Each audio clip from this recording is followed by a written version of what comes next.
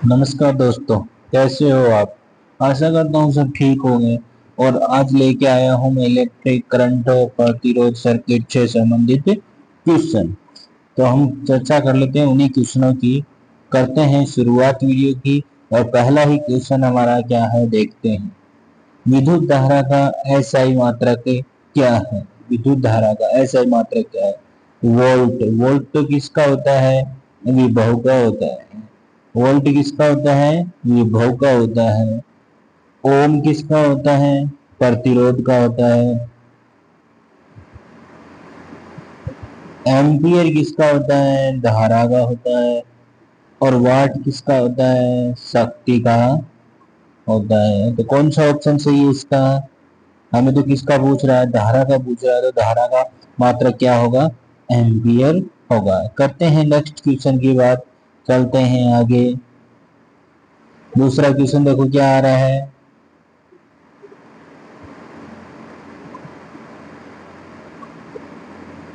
दूसरा क्वेश्चन हमारा, प्रतिरोध का एसआई मात्रक क्या है। प्रतिरोध मैंने अभी भी बताया है, प्रतिरोध का क्या है, ओम। वोल्ट किसका है, विभव का। एम्पियर किसका है, धारा का। और जूल किसका है, ऊर्जा का।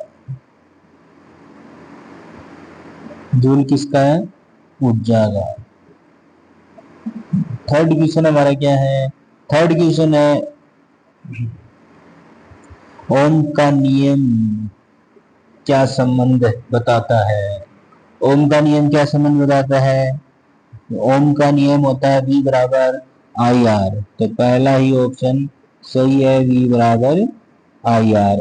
आर क्या होता है, प्रतिरोध। आई क्या होती है, धारा। V क्या होता है, विभव। तीनों चीज है। P बराबर वी आई नहीं है। E बराबर एम सी स्क्वायर, आइंस्टीन का। F बराबर है, न्यूटन ने दिया था। तो ये शक्ति का है। तो ओम का नियम केवल इस नियम को दर्शाता है। एक नंबर ऑप्शन हमारा क्या होगा, सही होगा।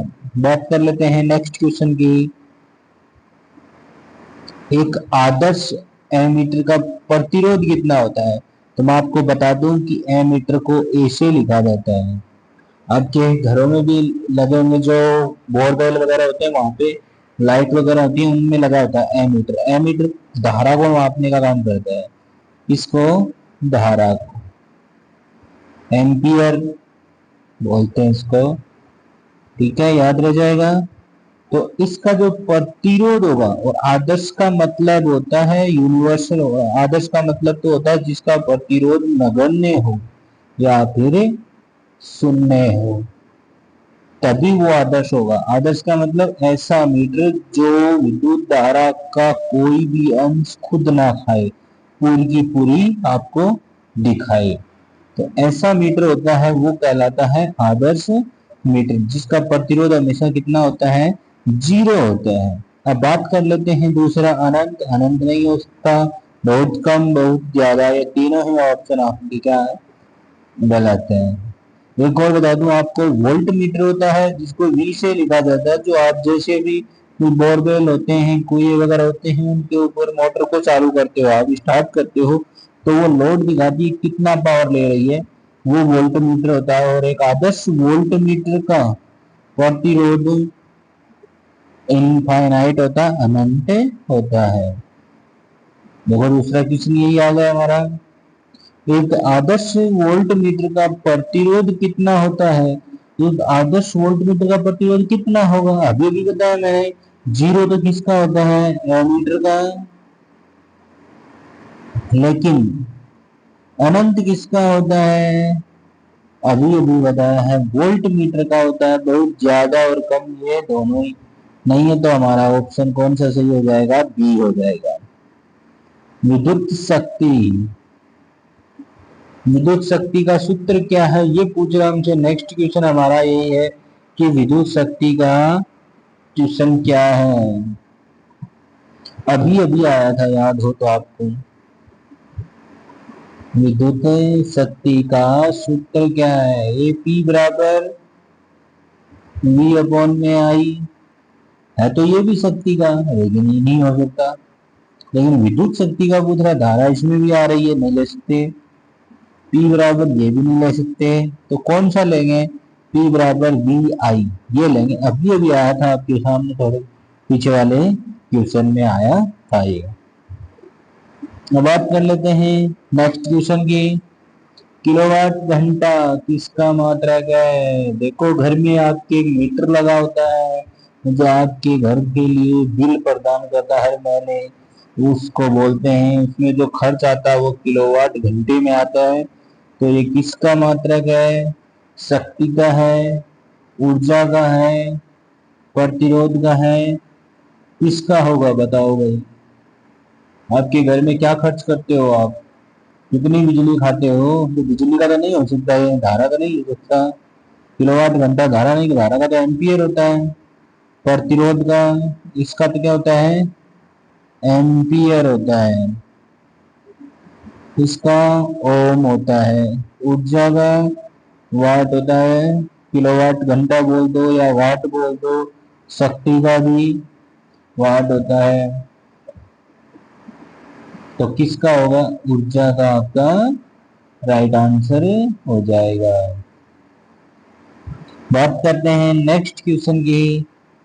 घरेलू वायरिंग में उपकरणों को किस क्रम में जोड़ा जाता है?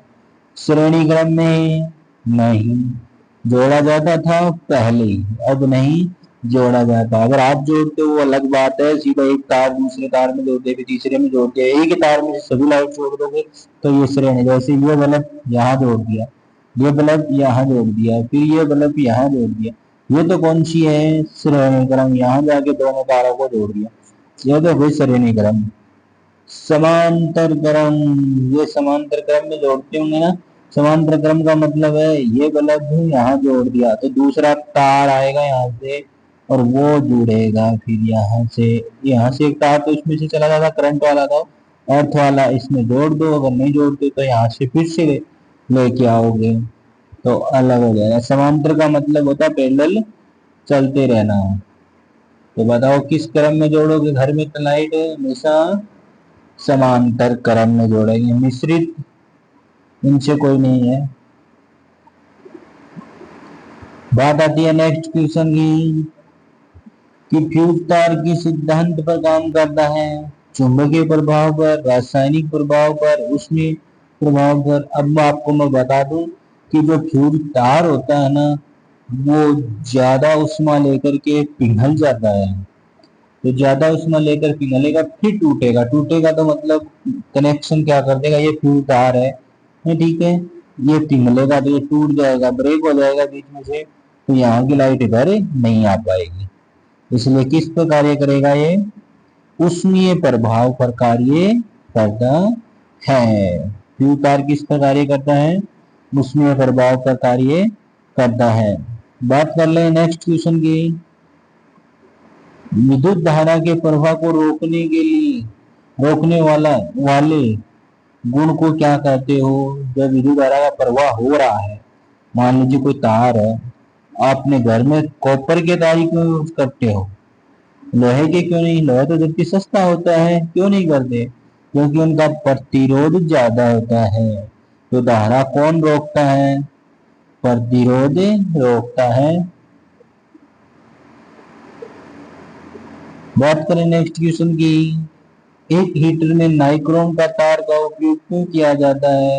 एक हीटर में नाइक्रोम का तार होता है, उसका उपयोग क्यों किया जाता है बता सकते हो?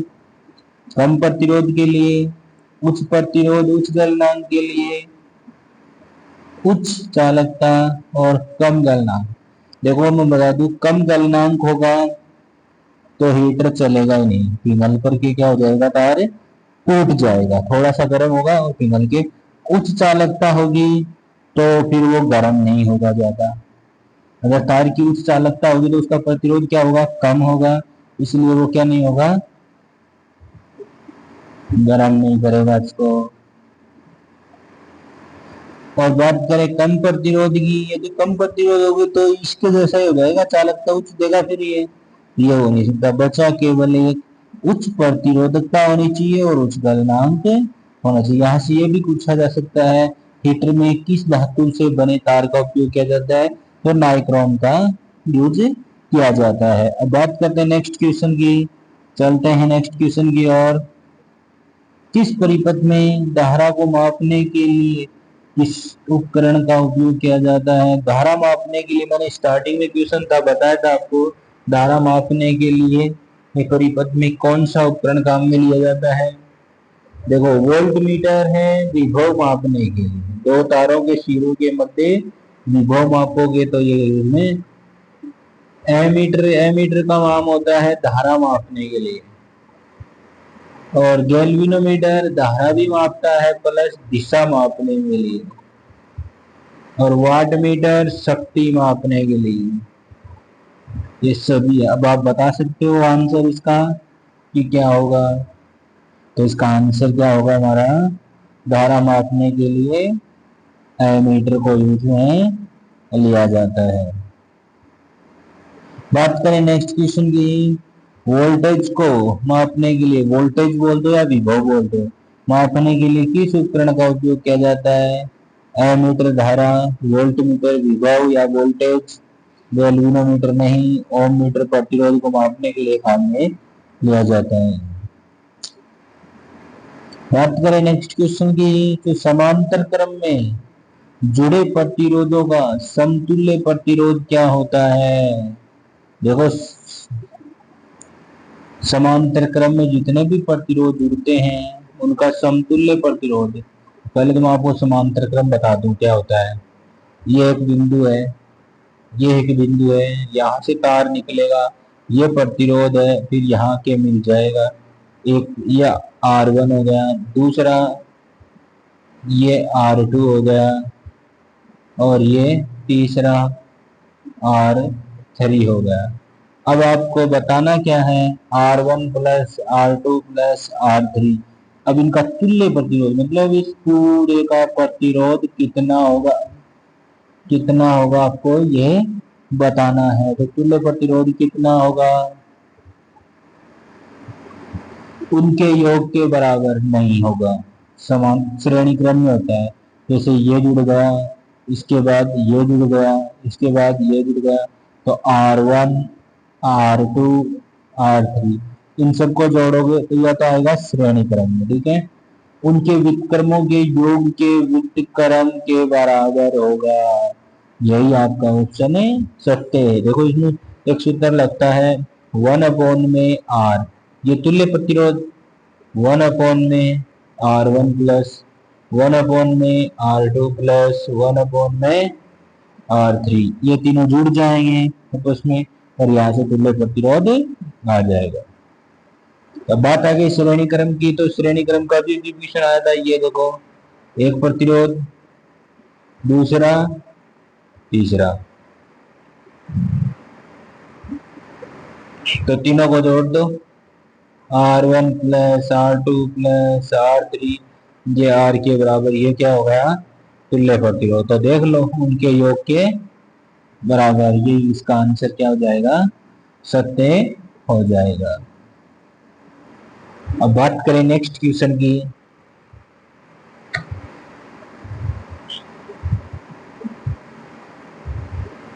एक चालक का प्रतिरोध किस पर निर्भर करता है? चालक का प्रतिरोध ज्यादा होगा कम होगा, वो किस बात पे निर्भर करता है, यह आपको बताना है। तो चालक तार की लंबाई पे करता है, अनुप्रस्थ काट क्षेत्रफल पर भी करता है, पदार्थ किसका बना हुआ है, पदार्थ जैसे तार का बना हुआ है, तार कॉपर का बना हुआ है, लोहे का बना हुआ है, मोटा है, पतला है, लंबा है। देखो जितना लंबा होगा प्रतिरोध ज्यादा होगा, अनुप्रस्थ काट क्षेत्रफल मोटा होगा कम होगा। पदार्थ की प्रकृति देखो लोहे का बना हुआ होता है, पीतल का बना होता है, तांबे का बना होता है, सिल्वर का, तो सिल्वर का तो सबसे कम होता ही है। तो उपयुक्त है, सभी इसमें क्या हो जाएंगे? सही है। बात कर लेते हैं विशिष्ट प्रतिरोध क्या होता है।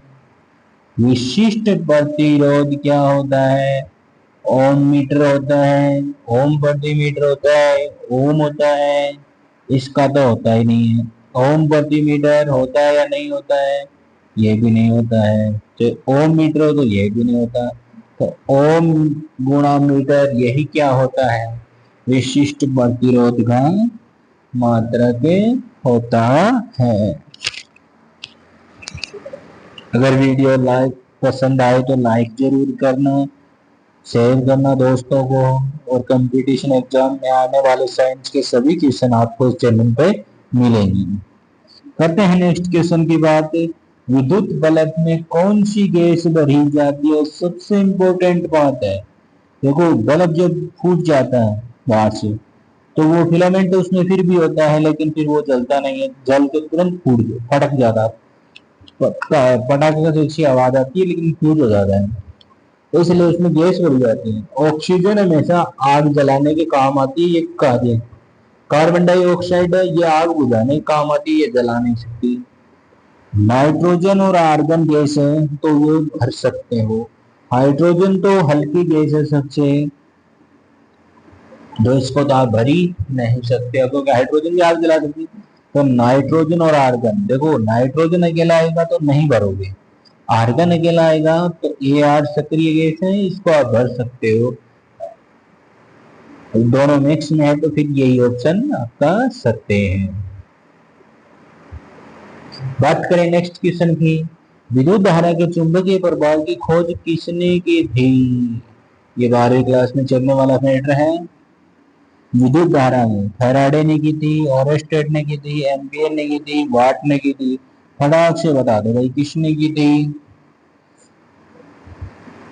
इसने तो नहीं की, इसने भी नहीं की, और इसने भी नहीं की। बच गया कौन? फैराडे। किसने की थी?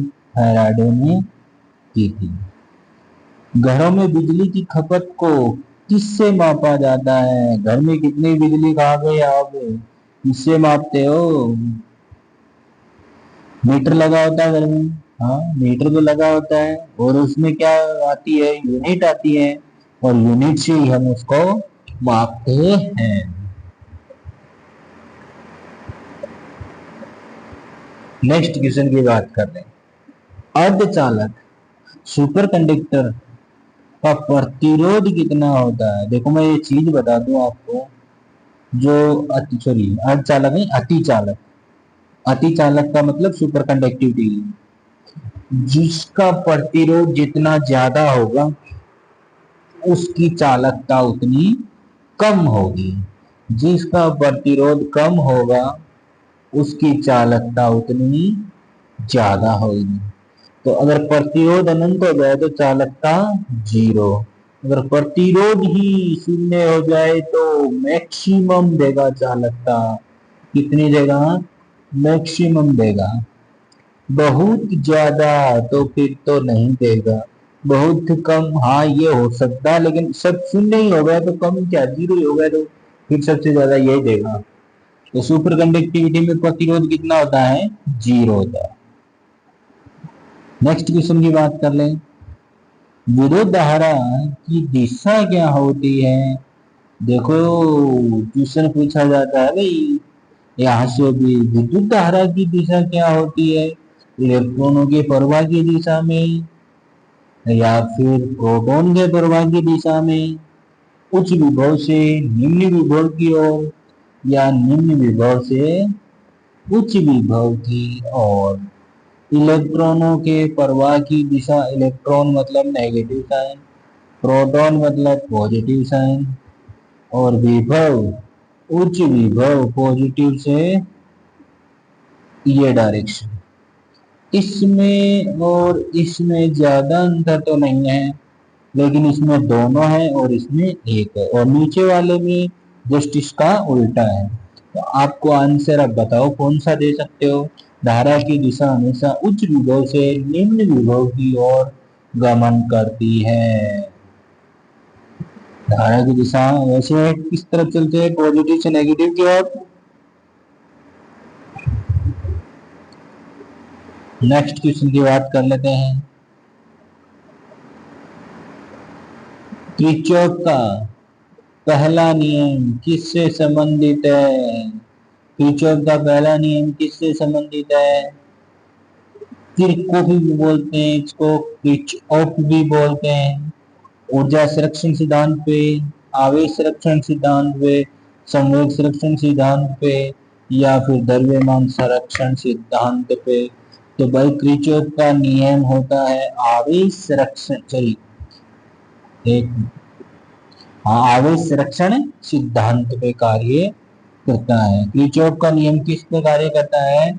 आवेश संरक्षण के सिद्धांत पर कार्य करता है। बात कर लेते हैं किरचॉफ की सेकंड लॉ की। किरचॉफ का द्वितीय नियम किस पर आधारित है? तो किरचॉफ का द्वितीय नियम ऊर्जा संरक्षण सिद्धांत पर आधारित है। पहला आवेश संरक्षण सिद्धांत पर है और दूसरा है वो ऊर्जा संरक्षण सिद्धांत पर आधारित है। अब बात करते हैं नेक्स्ट क्वेश्चन की। तो हमारा नेक्स्ट क्वेश्चन क्या है वो देख लेते हैं। वाट घंटा, वाट घंटा किसका मात्रक है? बता सकते हो तो बताओ फटाक से, किसका मात्रक है? वाट घंटा किसका मात्रक है? ऊर्जा का मात्रक है। नेक्स्ट क्वेश्चन की बात करें, 1 किलोवाट घंटा कितने जूल होते हैं? 1 किलोवाट घंटे में कितने जूल होते हैं? देखो ज्यादा फर्क नहीं, 3.6 सब में होते हैं, लेकिन आपको ये बताना है। 1 मिनट,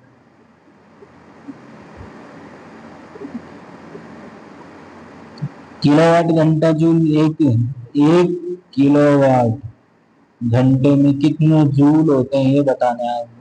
ये होते हैं 3.3 गुणा 10 की पावर 6 जूल होते हैं। तो ये आपका ऑप्शन सत्य हो जाएगा। बात करें नेक्स्ट क्वेश्चन की। विद्युत बल्ब का फिलामेंट किस धातु का बना होता है? विद्युत बल्ब का जो फिलामेंट है वो किस धातु का बना होता है? हीटर का तो मैंने बताया था आपको किसका बना होता है, नाइक्रोम का। तो अब इसका किसका बना होता है? टंगस्टन का। गैस कौन सी होती है बल्ब में? आर्गन और नाइट्रोजन का मिश्रण बोल दो, या केवल आर्गन गैस बोल सकते हो। विद्युत हीटर में नाइक्रोम तार का उपयोग क्यों किया जाता है? ये क्वेश्चन रिपीट हो गया है, चलते हैं एक बार आगे की तरफ। किसी चालक का प्रतिरोध ताप बढ़ाने पर क्या होता है? चालक का ताप बढ़ाओगे तो प्रतिरोध क्या होगा? देखो मैं तीनों चीजों की बात कर रहा हूँ, चालक, कुचालक और अर्धचालक। कुचालक का ताप बढ़ाओगे तो प्रतिरोध होगा कम, अर्धचालक का ताप बढ़ाओगे तो प्रतिरोध होगा कम। लेकिन चालक का ताप बढ़ाओगे तो प्रतिरोध क्या होता है? बढ़ता है। चालकों का ताप बढ़ाओगे तो प्रतिरोध क्या हो जाएगा? बढ़ जाएगा। और बाकी कुचालक और अर्धचालक का हमेशा कम होता है। बात करते हैं नेक्स्ट क्वेश्चन। अर्धचालक का प्रतिरोध ताप बढ़ाने पर क्या क्या होता है? घटता है। अभी ये भी बताया मैंने, अर्धचालक का ताप बढ़ाने पर क्या होता है? प्रतिरोध घटता है।